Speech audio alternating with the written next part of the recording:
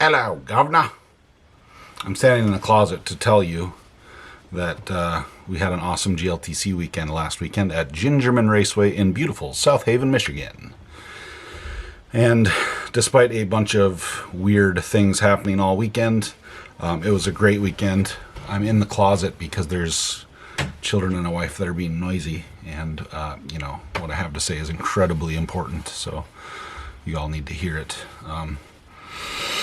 So we got there early. We did a dyno session to make sure we were compliant. We went out, we got one session early thanks to Matt Peterson on Thursday night to make sure the car felt good after the few little changes we made, and it felt great. We ran a 137.9, which is nearly the fastest lap ever set at GLTC, and I knew there was room beyond that too with fresh tires and some other things and some better driving. So that was super encouraging start to our weekend. We backed that up the next day at qualifying by being the fastest guy. And in qualifying 2, we were not the fastest guy. We threw a water pump belt or accessory belt and struggled with getting a lap after we fixed that in that session. It was just a cluster. So anyway, after the qualifying was over, we were on the pole, which is absolutely what we set out to do. That car is, I built this car with the intention of it running very well by itself in qualifying. Early on, it doesn't take 8 laps to warm up. It's ready to go. So anyway, so mission accomplished there, and you're about to see race 1 starting from the pole. And you are going to get to see some fun racing because I have a back cam. Oh, by the way, my GoPro didn't have a card in it for this whole race. So you're getting my backup camera, which is a front camera and a backup camera, but it records, which is nice, and it's still reasonably decent. So here it is.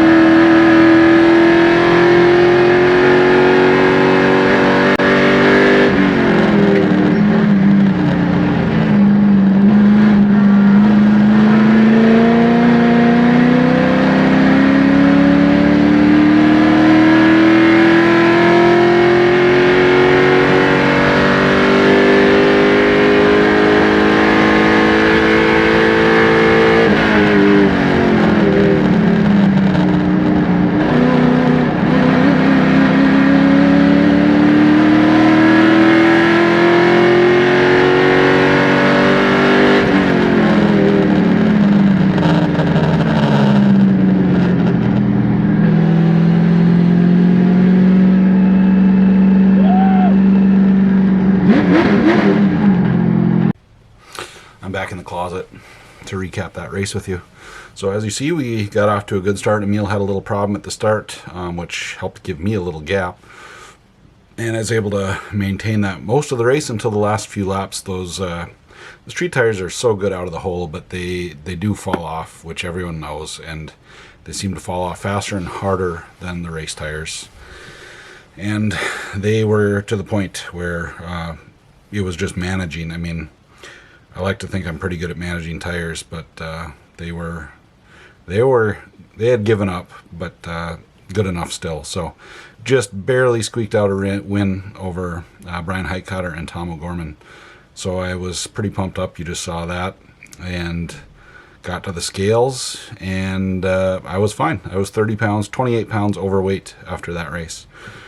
So it's perfect. Got back to the pits, and not too long later, I get a little visit that they would like to see my video from that race, because it turns out I passed a lapper car under yellow, as did Brian and a handful of other drivers too. And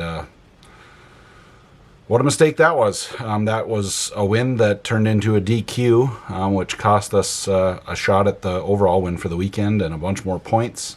So we lost that race, and that means we go to the end of the line. We started in 50th for the second race, which I'll show you shortly. But again, I just want to stress, this was my fault. It was a tough pill to swallow, because I've talked about the highs and lows of racing with you before,